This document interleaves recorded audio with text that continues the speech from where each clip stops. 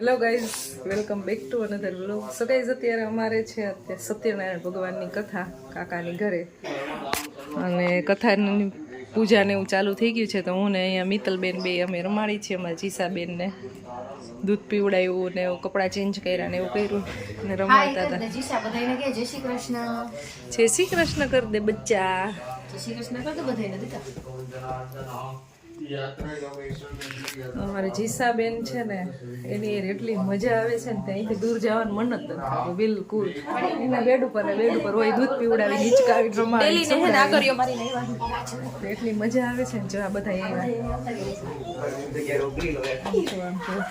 જ્યાં અમારા જીસા હોય ને ત્યાં આમ જો આખો બેડ ભરાઈ જાય. અવાજ ન કરતા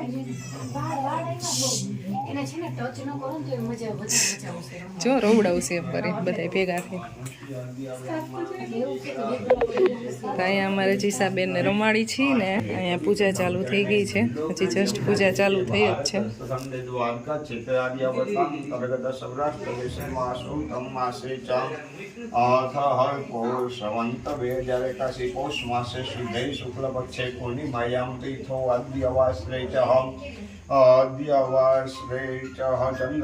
કાશ્યપ ગોત્ર મમ બોલી જવાનું. આદ્ય મમ બોલવાનું, દ્ય સંકલ્પ સંકલ્પ અનુસારેણ દ્ય નિમિત્તસ્ય ચ.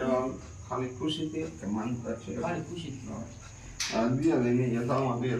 ચારે દેરાણી જેઠાણી લાઈનમાં નાના મોટા સાઈઝમાં બેસી ગયા છે. અહીંયા બેઠા છે બા. તો જે પૂજા ચાલુ જ થઈ છે એટલે બાકી બધા આવવાના બાકી છે. તો અહીંયા બધી બસ તૈયારી કરી નાખી છે, પાથરીને બધું, અને બારે બધું પાથરીને તૈયારી કરી નાખી છે. અને પ્રસાદીનું ને એવું બધું ઉપર છે. જય શ્રી કૃષ્ણ. પ્રસાદીની તૈયારી થવા માંડી છે.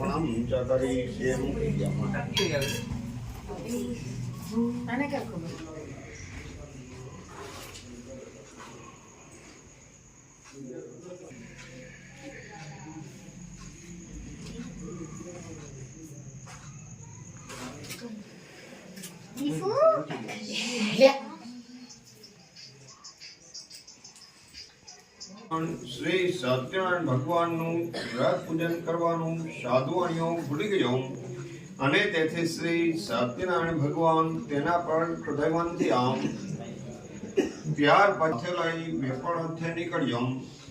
સમુદ્ર પાર કરી અને સમુદ્ર તટ પર આવેલા રત્નાશાપુર નામના મોટા શહેરમાં જઈ સસરા અને જમાઈ નગર રત્નાશાપુરમાં રહેવા લાગ્યા અને ખૂબ મોટો વેપાર કરવા લાગ્યા.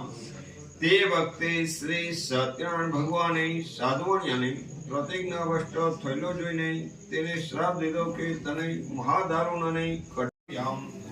પોતાની પાછળ રાજાના સિપાહી આવતી જમાઈ રહેતા હતા, ત્યાં નાખી જલ્દીથી ત્યાં સંતાઈ આવ. રાજાના સિપાહી ત્યાં પાણીઓ રહેતા હતા, ત્યાં એમ થઈ દોડતા દોડતા રાજા પાસે ગયા અને કહેવા લાગ્યા કે હે મહારાજ, અમે આ બે ચોરોને પકડી લાવ્યા છીએ. હવે તેમને જોઈ આપ આજ્ઞા કરો તો તેમને સજા કરીએ.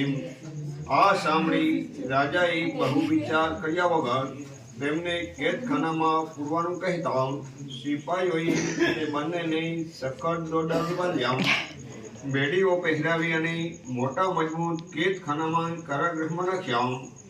શ્રી સત્યનારાયણ પોતાની હોડીમાં દ્રવ્યને બદલે વેલા અને ઘાસ પાંદડા ભરેલા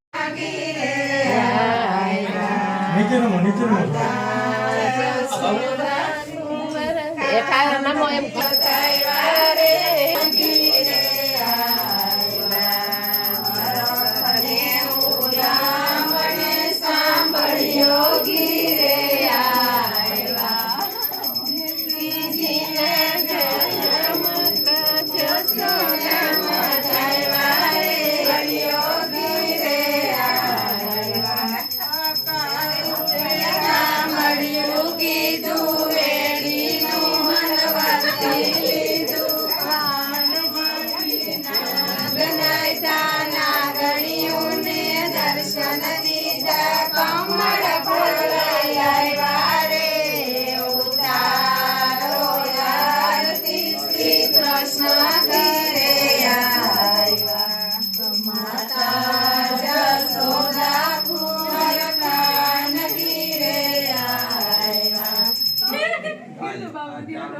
ગીત જો સીધી રહી આમને હાથ બાત કઈ હલાવતી નથી તો જોવે છે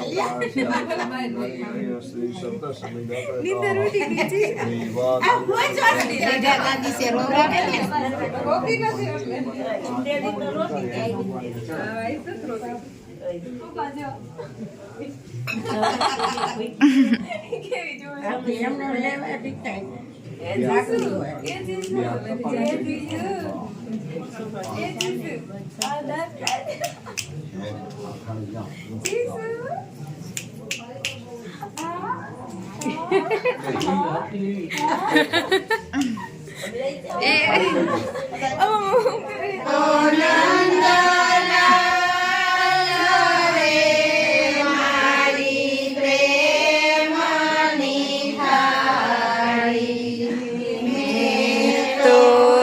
રસોઈ મારે હાથે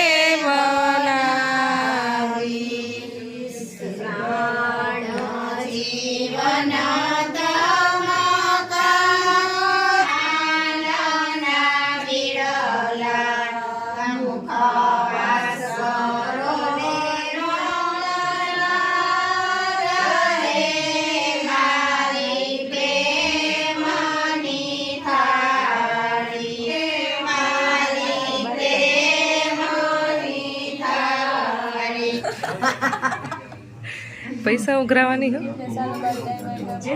પૈસા ઉઘરાવાનો ટાઈમ થઈ ગયો લાખ લાખ છેડા છોડી છોડવા લાખ લાખ રૂપિયા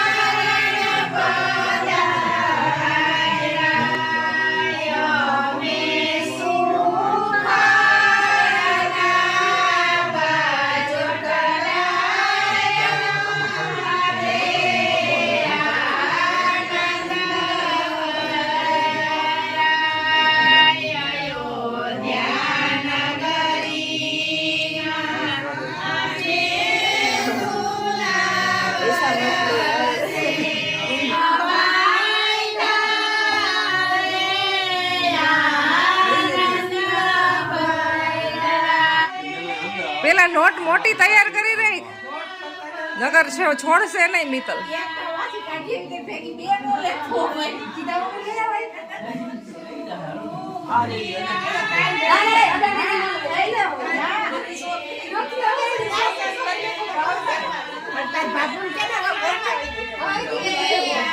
પાંચસો માં મનાઈ જઈશ હે મિત્તલ ખાલી 500 માં જ મનાઈ જઈશ ઓહો ઘઉં થાય નહીં વાટ જોવાની ત્યાં સુધી તારે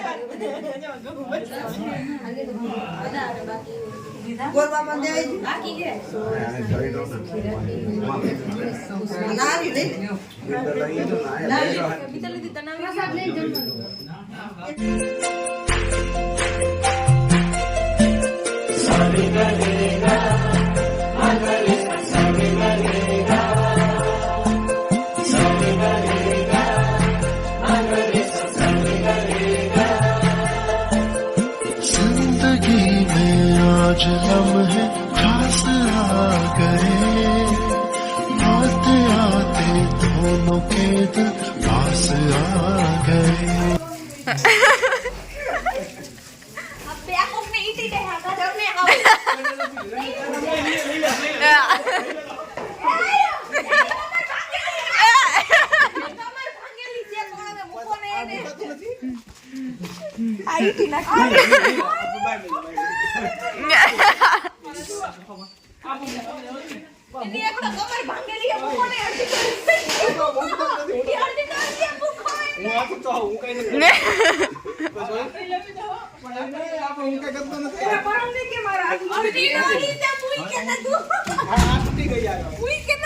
પણ આગો જા આગો જા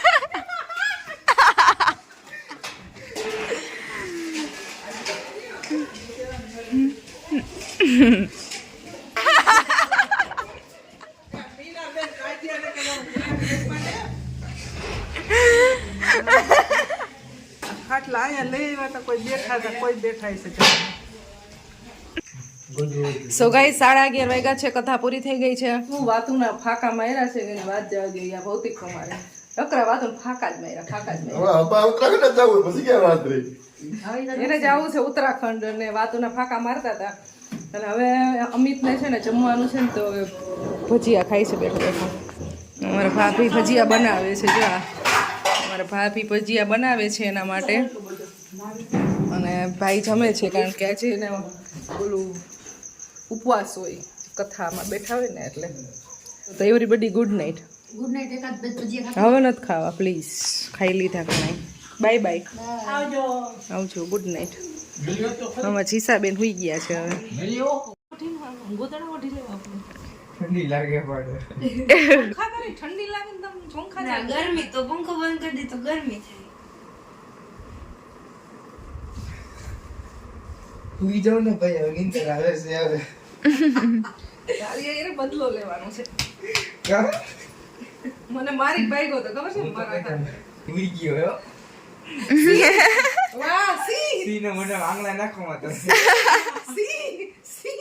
ઉભો રહે તું. સી સી ની પૂંછડી પર પગ મૂક દો મને કે બસ. તારી એને બદલો લેવાનો બાકી રહી ગયો તો હું તને માર્યા વગર છે ને નીંદર નો આવત. મારી ગયો તો. બરાબર, નીંદર નો આવત તન માયરા વગર. પપ્પા મન મારે,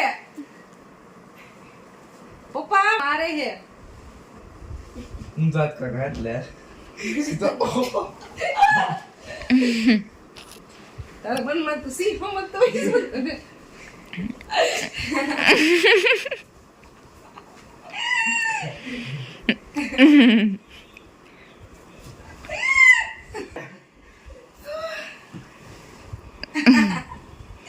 મારો જન્મ પરમ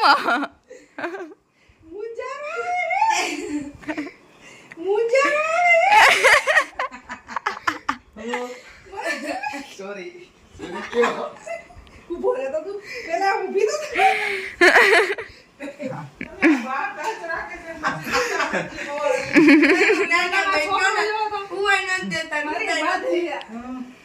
કોઈ દી કે અમાર ઘરે ઈ કે હે ને આવતી રહી એમ કે હે તો નહીં હજી એને ઝાડવા મારી તારી અરે આઈ બે વીટી મુત હું જ કરવાની હું તારી વીટી નહીં લઈ આવો પાસે લઈ પછી આવશે નહીં. તારા લગનમાં વીટી મારો જ વારો છે પછી કેતો નહીં હુઈ જા સાન બનો. આ ચડી ગયો પરમ આપણે બે દોસ્તી કર લે, દોસ્તી કરવાની દોસ્તી જાને આવે તાર બાપા ખીજાય છે.